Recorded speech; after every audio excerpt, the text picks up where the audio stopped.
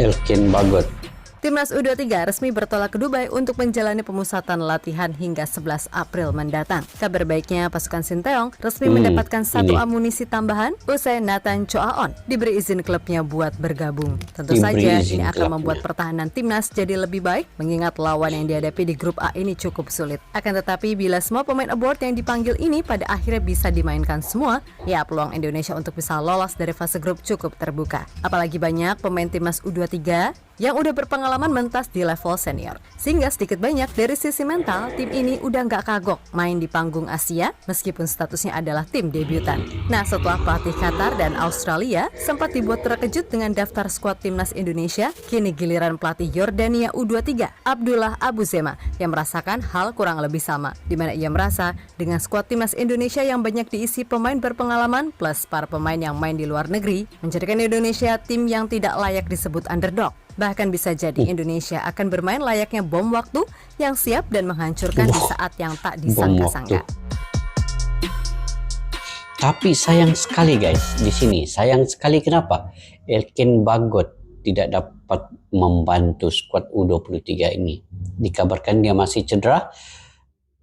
Tapi sayangnya kalau Elkin Bagot ada itu melawan Indonesia ini akan jadi satu tim yang skuad ala-ala Eropa cara permainannya, dan dia akan menentang Jordania, Qatar, Australia. Itu walaupun tim ini nampak hebat ya, tiga nih, tetapi kalau Indonesia ini ke semua ada termasuk Elkin Bagot itu, mungkin tidak mudah juga tim seperti Yordania, Australia dan Qatar ini ya melawan timnas Indonesia ini guys. Kita lanjut.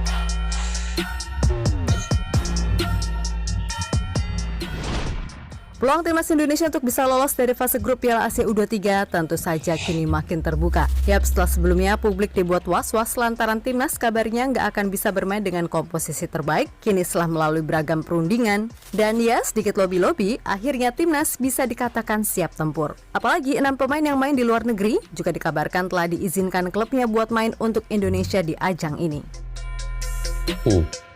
Mantap. Rafael Struijk, Justin Umne, Ivar Jena,